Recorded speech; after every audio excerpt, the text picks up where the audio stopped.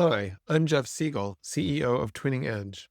I had an amazing session with Laurie-Ann today. I am preparing for a speech in front of a large audience a couple weeks from now, and I'm just so glad to have spent some time with Laurie-Ann looking at how my speech is structured and ways to really make it impactful. And I really felt like I just got an amazing amount of information in, frankly, a really short time.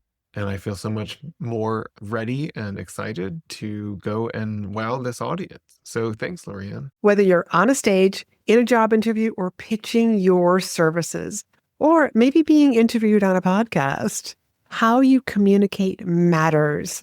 Speaking with confidence isn't just about having the right words, it's about owning your voice and delivering your message with clarity and presence. I'll talk more about that. So today, we're breaking down the power of communication and how to use it in any situation. Are you a coach, a consultant, or a service provider? I'm Laurie-Ann, your host, and this is Be in Demand. This podcast is all about how to leverage public speaking events, get positioned as the expert, and monetize your message. So if you're looking to start using speaking opportunities as your best form of marketing, stick around. You're in the right place. One of the best skills you're ever going to learn and continually improve through your life is communication, is how to really show up and move people with your voice, because it really isn't just about the words that you actually use.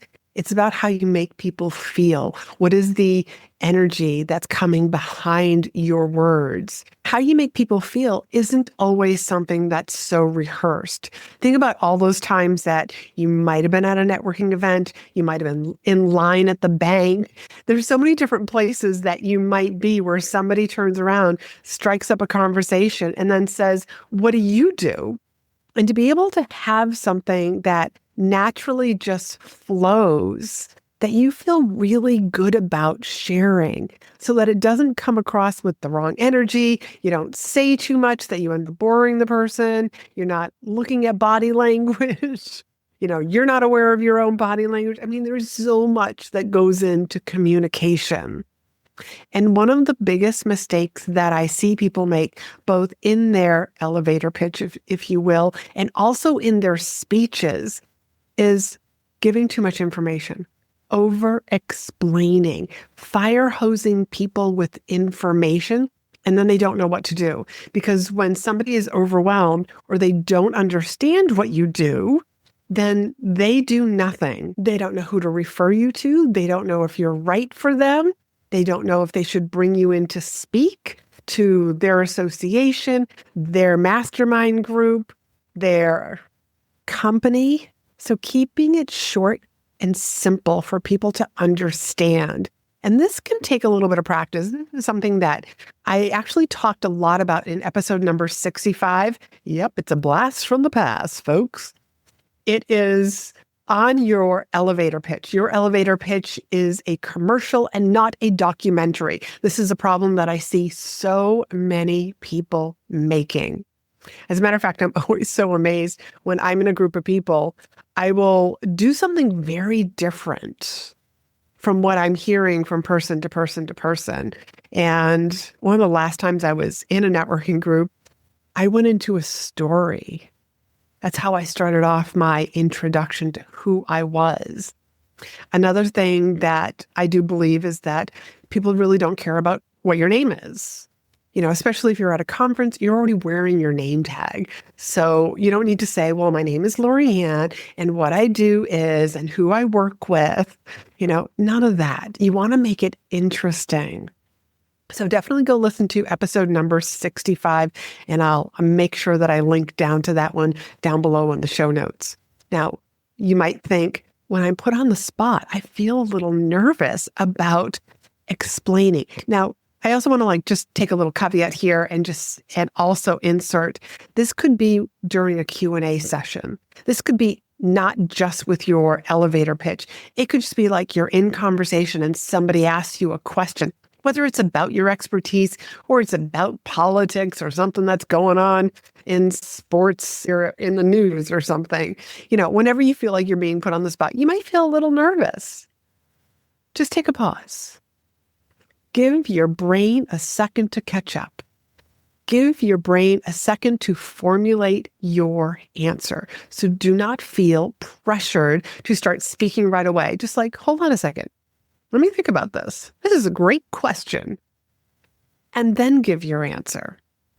So take a deep breath because breathing helps ground us as well.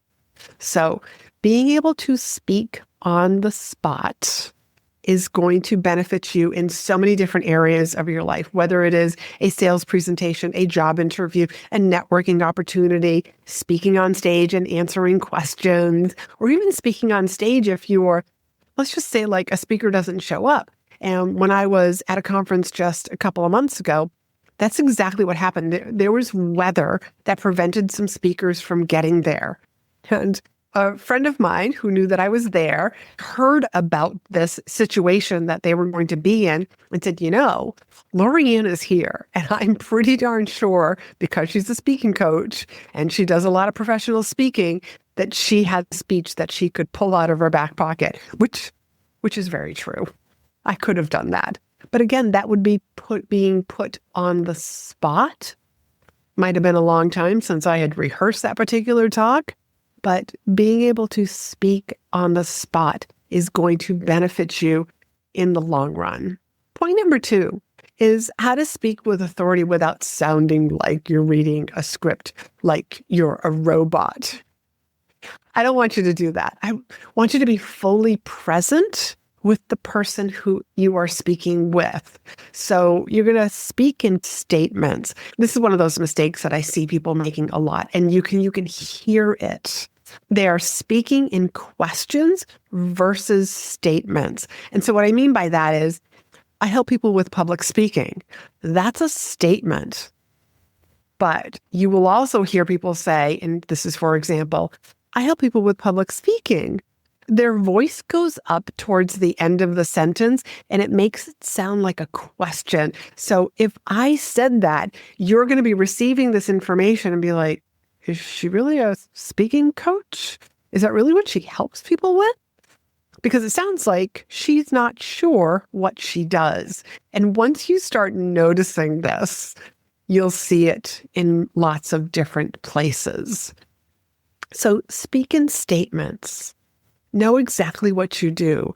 Just really be an observer also of your own tone, your own energy, your own voice. Notice where you are picking up towards the end of the sentence and sounding like you're asking a question. Another way is to think about your filler words. Now, I have a belief that filler words are actually very natural to the way that we speak. It's just natural. But when you have too many ums and likes, and one of my filler phrases is what I'll call it is, And until you start editing your own speeches, webinars, podcasts, you wouldn't know exactly what that is. I wouldn't have been able to pick that out until I had started editing my own podcast, which I think that there's a huge benefit in doing that. It's actually making me a better speaker. So when you're using too many filler words, you may not know this about me, but when I was a young girl, I had really good self-esteem. Then my family moved to Japan. So I went from a public school here in the US to a Catholic all-girls school where I was bullied. And like a lot of people who've gone through this experience, it changes you. And what that means is, I know what it feels like to have something happen that shakes your confidence. I know what it feels like to hold back, second guess yourself, and not use your voice the way you want to. And what that also means is, I know it's possible to overcome difficult situations, rebuild your confidence, and learn to speak up with clarity, courage, and conviction. So if you know that you have something important to say, but something in you is still holding you back, I want to invite you to book a call with me. The link is down below. You can sound like you're not sure about what you're talking about. Just be very conscious about them. How do you get rid of them? Don't feel like you have to constantly be speaking. There is power in pausing. Take a breath. Take a sip of water so that you're not saying ums and likes. What it is that you feel this pressure to constantly having something come out of your mouth. And so, hence the filler words. Try to become aware of what your filler words are when you're using them, because there might be a pattern that you might be able to disrupt. And the last thing that I want to say about speaking with authority is to know what your main message is. What's the one thing that you want people to remember about you? I don't want people to know a laundry list of here's all the different ways that I work with people. I work with people in private settings and also group settings. Reach out and schedule a discovery call, and I will help you decide which option is right for you. This is my healthcare background, but I'm going to make a diagnosis and I'm going to make a prescription. Here's what I think that you should do. Here's where I think you would best fit in. Here's the program that I think you're going to get so much out of. This also comes down to, how do I want this person that's sitting across from me, that I'm standing next to, how do I want them to feel?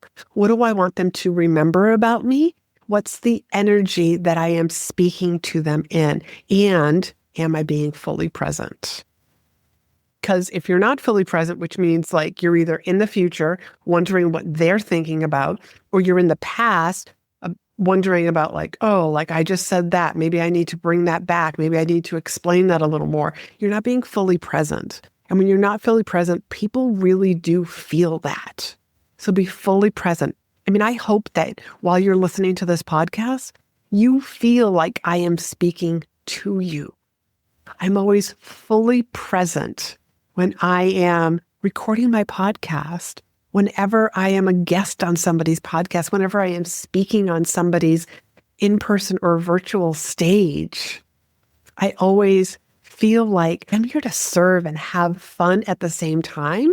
I just want people to feel my energy. And it was not always like that. There were times where I hadn't put in enough of the speaking reps. I was nervous. And when I'm nervous, when you're nervous, you're inside your own head and you're worried about how you're going to be perceived, which is worrying about the future. Your thoughts are in the future. So stay fully present. And the third point that I want to share with you is about adapting your message depending on the situation. I mean, if you're in a job interview, a sales presentation, a podcast interview, some sort of media appearance, you are speaking differently and really understanding the different situations, the situation that you are in, the person that you are speaking to, what are their needs? So like a sales presentation, if you're an entrepreneur, you are going to be focused on, how do I help this person go from point A to point B? Because you have a process, you have a methodology that you help people get from point A to point B. And what is that? For me, it's people that feel like they're invisible. They're not doing great marketing. They don't feel like when they're on stage, or they're avoiding being on stage, that they're not going to do a good job. And they don't even know how to get booked on stage. All the way to the point B for me is that you become an expert in your field. That's hence the name of this podcast, is Be in Demand. I want people to refer to you by name and not by occupation or the need that they have, such as, hey, we need a web designer. Let's go find a web designer. Instead, somebody says, no, you need to call Jane Smith, because Jane is an authority in web design. I want you to focus on the transformation. How is your service going to change the life of the person that you are speaking with, whether that's one person or a group of people? Job interviews are very different. Like, they are very focused on you, about your accomplishments, your experience, and why do you want to work for this particular company? So use a lot of storytelling. I remember once being in a job interview, and it was just a per diem job. And one of the questions she asked me was, when did you go above and beyond the call of duty? And I was like, I got to think about that. I said, I don't believe that there ever is a time that I don't go above and beyond. And then I went into sharing with her, here's how I treat my patients. Here's what I do for them. And she was like, huh, good answer. So storytelling is candy for the brain. And also remember that when you are in a job interview, it is also your job to interview the company. Do not give the company all the power, because you have to decide if this is a sort of organization, if this is a sort of culture that you actually want to work in. So turn it around and make sure you ask really good questions. And again, that will just set you apart from the other candidates. When you're in a podcast interview, let's talk about that, because I hope that you are getting on lots of podcasts as a guest, because it's a great way to speak OPA, other people's audiences. Have a couple of key points that you want to highlight. Don't wing it. There are certain things that when I get on a podcast, I am literally an open book, but I am talking about speaking. I will reflect back to my story about how I'm a reformed, painfully shy gal, because most people find that so hard to believe. I've got stories about how I overcame my shyness, how I said yes even before I was ready, because when you think about it, you're never actually going to be ready. You just have to put yourself in the shoes and just do the thing. You got to do the reps. So instead of talking about a laundry list of things, I just want you to have a few key points. And of course, your host is probably going to have some questions that they're interviewing you with. And if you're great with that, then perfect, go with it.